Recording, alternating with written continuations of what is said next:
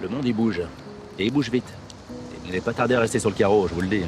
Aujourd'hui, on est en avril 2024 et ça fait maintenant 1 année et demie à peu près que des IA de prédiction type Midjourney et ChatGPT ont fait leur arrivée sur le marché grand public.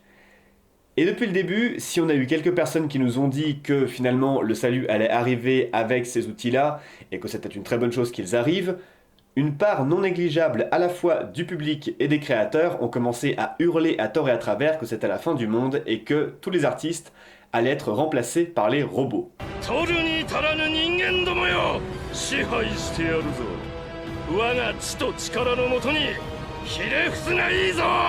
Alors, au milieu de ce j'aimerais tenter de ramener un petit peu de calme et vous proposer dans cette vidéo 3 façons définitives de vaincre l'IA.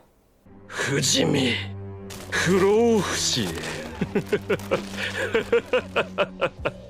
Pour commencer, je ne suis pas un optimiste BA.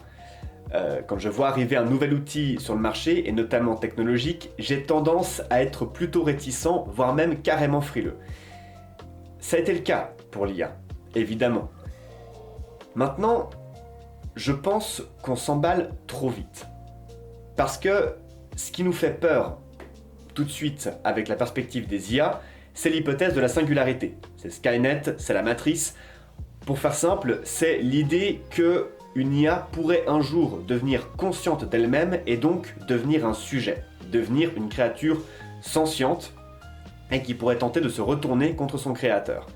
Et ça, en soi, c'est effrayant, je suis parfaitement d'accord. Mais à l'heure actuelle, ce n'est que de la fiction ou, au pire des cas, une hypothèse de travail.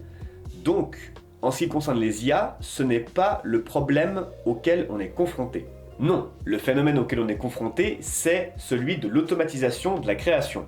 À savoir, est-ce que les robots vont finir par remplacer les créateurs, oui ou non?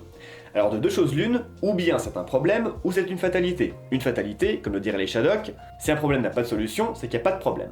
Et s'il y a un problème, au contraire, c'est qu'il y a une solution. Quel est donc le problème auquel on est confronté?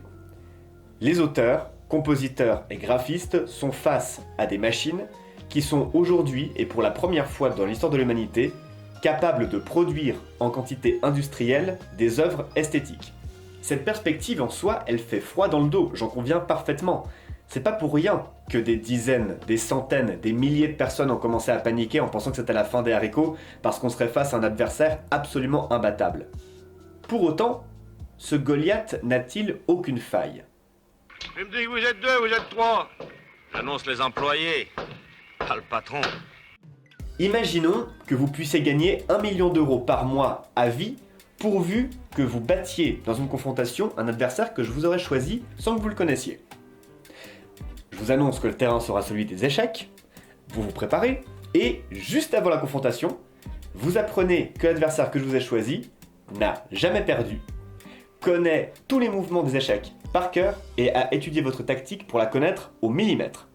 Virtuellement, vous ne pouvez pas gagner.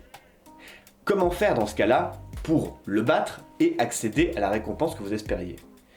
Eh bien, une solution, c'est de changer de terrain. Puisque vous ne pouvez pas le battre aux échecs, prenez-le à la boxe. C'est jamais bon de se laisser gouverner par la peur. Et en l'occurrence, vis-à-vis des IA, la peur de la singularité nous mange tellement qu'on en oublie très facilement que l'IA n'est pas vivante. Que elle n'est même pas un sujet. Ça n'est qu'un objet. Ça n'est qu'une machine. Et comme toutes les machines, elle a été programmée, prévue, pour remplir très précisément une certaine tâche et rien d'autre. Quelle est cette tâche? Créée de façon industrielle. Et que crée-t-on de façon industrielle? Des choses identiques et éphémères prévues pour un usage quotidien.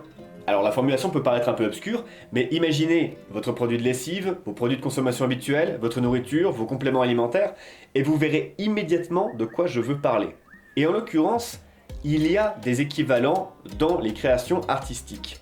Dans le domaine de la littérature, ça va être ces livres qui sont faits pour être possédés et pas pour être lus, qu'on va mettre dans un salon pour faire bien, ou qu'on va ensuite éventuellement acheter au kilo pour faire de la décoration. Sur le terrain graphique, ça va être ces designs qui se ressemblent tellement les uns les autres qu'on ne saurait pas faire la différence entre un produit et l'autre si on n'avait pas une étiquette claire et nette. Et là je pense notamment aux jeux vidéo sur portable qui sont dans un univers d'Heroic Fantasy. Concrètement, si vous n'avez pas le titre ou une expérience de jeu, c'est très difficile de faire la différence entre l'un et l'autre. Et en musique, ça va être tous les disques que vous allez retrouver en tête de gondole dans les magasins qui vendent à la fois livres, électroménagers, musique, etc., etc.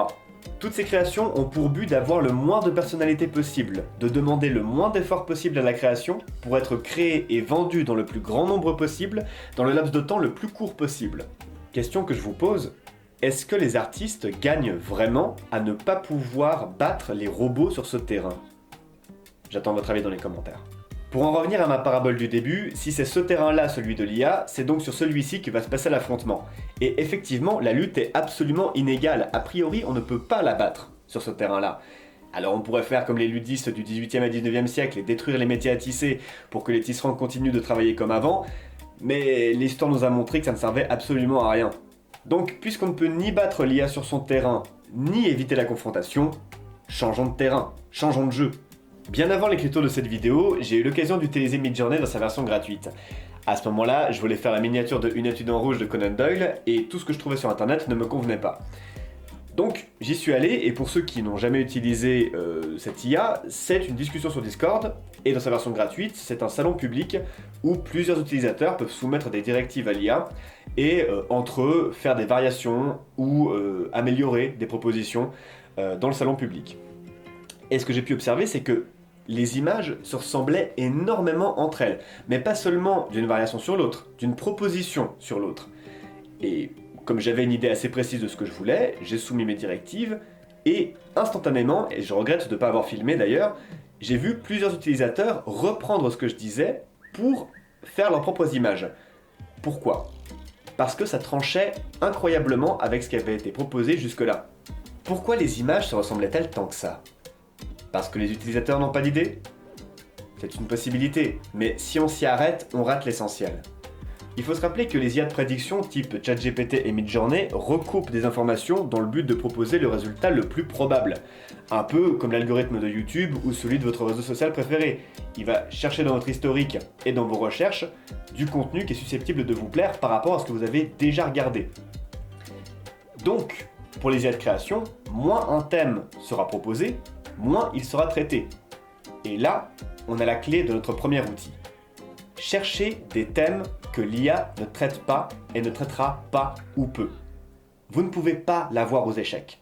Prenez-la à la boxe. Changez de terrain. Aristote a consacré son second tome de la poétique à la comédie, et il en fait un instrument de vérité. Vous avez lu cet ouvrage? Non, bien sûr que non, ce manuscrit a été perdu il y a des siècles. Non, c'est une erreur, il n'a jamais été écrit. Parce que la Providence ne tolère pas que l'on glorifie des futilités. Non, là, je ne suis absolument pas... Assez! Une autre source d'inquiétude des créateurs, à la sortie d'IA comme ChatGPT et Midjourney notamment, c'est le fait que apparemment elles soient illimitées dans leurs possibilités de création. Mais ça, c'était oublié un peu vite que les programmes, pour qu'ils soient stables et fonctionnent correctement, doivent avoir des limites. Et en l'occurrence, si vous connaissez un peu internet, vous vous doutez que tout de suite, une foule de petits malins se sont jetés sur ces programmes pour voir quelles étaient leurs limites. Et ces limites ont été très vite trouvées. À titre personnel, j'en ai déniché une, bon, bien plus tard que tout le monde, mais pour la création de la miniature, j'avais voulu initialement avoir un Cerno de Bergerac qui pourfend un robot géant. Et ça, malgré les tentatives, impossible de l'obtenir. Pourquoi ? Manifestement parce que Midjourney refuse de traiter la violence graphique. Et ça, l'air de rien, nous amène à notre outil numéro 2. Puisqu'il y a des thèmes qui ne seront jamais traités par la machine, traitez-les, tout simplement. Faites ce qui est interdit aux IA. Par définition, c'est un lieu où la machine ne se rendra jamais parce qu'elle ne peut pas s'y rendre. Ses codes l'en empêchent. Et donc, la concurrence restera entre êtres humains. Mais admettons maintenant que vous vouliez traiter un thème qui soit également traitable par une IA. Comment faire pour la vaincre ?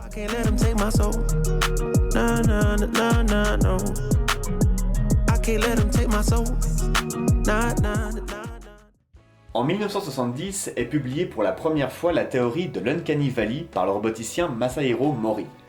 Selon Mori, plus un robot se rapproche de la perfection humaine et plus ses défauts paraîtront monstrueux.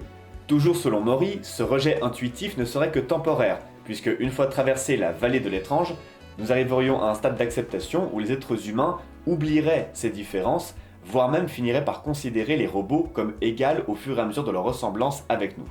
Pour ma part, je ne suis pas d'accord avec Masahiro Mori. Si je le rejoins sur le rejet vis-à-vis de la ressemblance avec l'être humain, les imperfections qui nous éloignent de l'humanité, le fait que ça manque de défauts, que ce soit en l'occurrence créé par une machine, en parlant des créations d'IA, font ressentir un malaise qui reste perceptible. J'en veux pour preuve que dans les miniatures sur YouTube qui utilisent déjà de l'IA, on a cette impression de pas fait par un humain, de trop parfait. Il manque quelque chose, une imperfection, un tremblement, un raté, une reprise, quelque chose qui témoigne que ça a été fait par un être vivant. Au cinéma, ce phénomène est connu depuis longtemps avec l'utilisation de 3D relief qui, malgré les progrès grandissants de la technologie, nous permettent au fur et à mesure du temps d'estimer de plus en plus finement ce qui a été fait par un ordinateur et ce qui est fait par un être humain, ce qui est vrai, ce qui est devant la caméra. Ce manque de défauts dans les apparences, cette singularité qui manque à ce qui est vivant, à ce qui a été créé, manque également dans les créations des machines. Mais cette étrangeté, au-delà de la forme, se retrouve dans ce qui est généré par IA, également dans le fond. Par les œuvres d'art, les êtres humains dialoguent entre eux, que ce soit immédiatement au travers d'une pièce de théâtre ou d'un concert de musique, ou bien au travers du temps, par la littérature, la sculpture, l'architecture, etc. Et ce qui nous émeut, c'est justement que ça a été exécuté par d'autres êtres humains, mais également ce que nous disons au travers de ces œuvres. Et ce que nous y disons, c'est ce qui nous caractérise. Notre imperfection, notre ambition, notre soif d'absolu, notre certitude de mourir un jour, et notre rapport à Dieu, de fait. Tous ces domaines sont par nature inconnus à une machine, et le resteront, puisque, comme nous l'avons vu, ce ne sont que des programmes conçus pour faire des œuvres plaisantes, sans doute, mais prévues pour être consommées tout de suite et jetées l'instant d'après. Alors, pour vaincre l'IA, cherchez des idées rares, traitez les thèmes qu'elle ne peut pas aborder, et mettez-y votre personnalité, votre humanité. Les robots ne pourront jamais être vos égaux parce qu'ils n'ont tout simplement pas d'âme.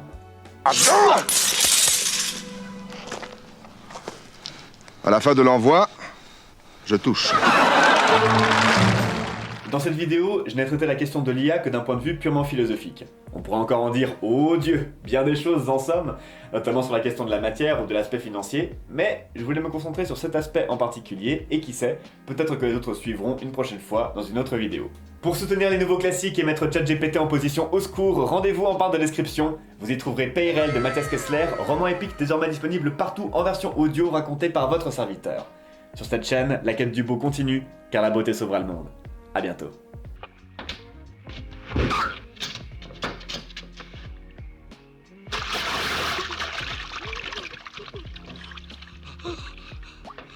C'est curieux chez les marins ce besoin de faire des phrases.